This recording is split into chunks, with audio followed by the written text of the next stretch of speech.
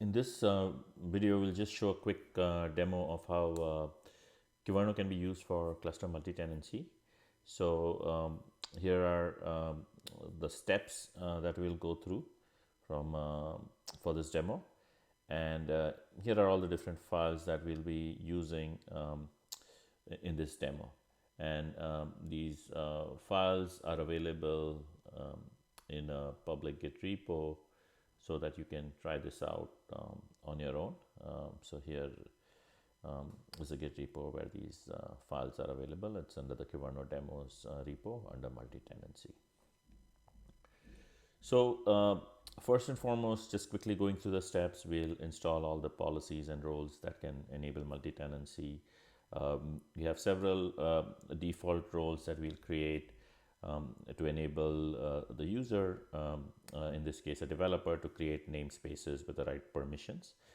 And in this case, what we'll do is we'll verify or enforce that each namespace is created with a label called type, and that type could be small, medium, or large.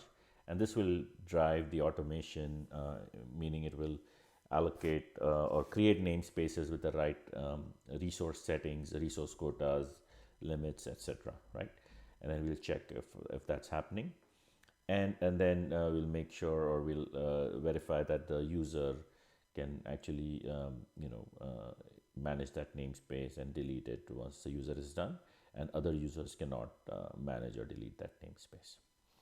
So let's jump into the demo.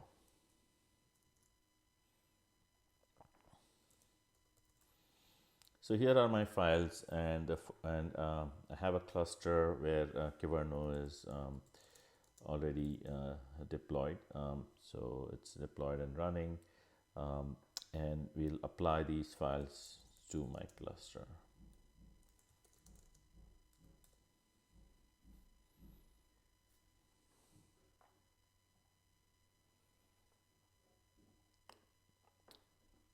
All right, so let's check if my policies have been deployed.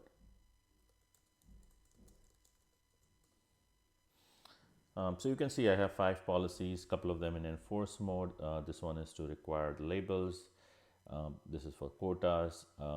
This is to add any additional labels on the namespace. And then we have these are generate policies, which can generate resources, generate RBAC resources. This will generate network policy and generate the quotas and limits, right? And you can see all these policies in the GitHub repo, so I won't show it over here. Let's jump in to the demo itself. So what happened as part of this deployment of these resources is we created a couple of roles for the users, right? So I'm going to do a grep on the roles and role bindings to show you, what was created.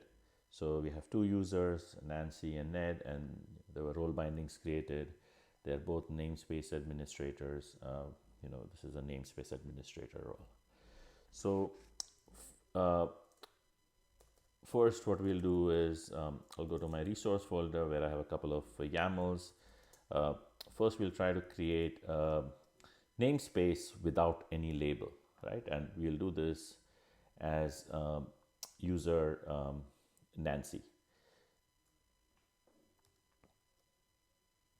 So as you can see, when we try to do this, Kyverno policy that enforces labels blocks this user from creating the namespace, right? So it says namespace must have a valid type label with these values. So now let's look at the other namespace YAML. So this is the one which has the label, and as you can see, we have the label type medium. So we'll create the namespace with this YAML. So in this case, I was successfully able to create this namespace as Nancy. And so now let's see what else happened when this namespace was created. So the name of this namespace is test. So we'll look for resource quotas in the test namespace. So as you can see, there were some default resource quotas added 19 seconds ago. This was done through the Kyverno generate policy. We also had a generate policy for creating the default network policy. So here we have the default network policy also created.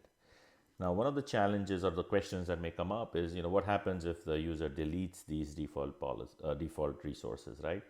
And so let's go ahead and try that out. I'm going to delete the default network policy, and you can see it's deleted.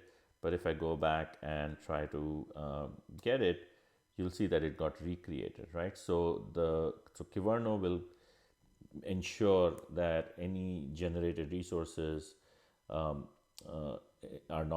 cannot be deleted, and this is something that you can configure in your policy. Next, let's try and delete this namespace as a different user, Ned, right?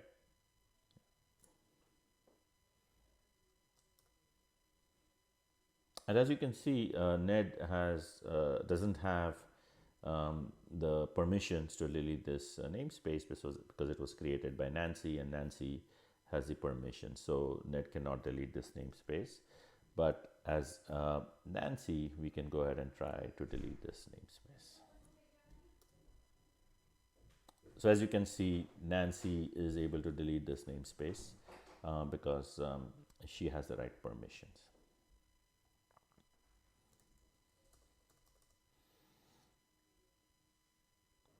So this was a quick overview of the multi-tenancy capabilities of Kyverno, so using policies for cluster multi-tenancy. Please feel free to check out the Git repo and try it out yourselves, and let us know if you have any questions. Thank you.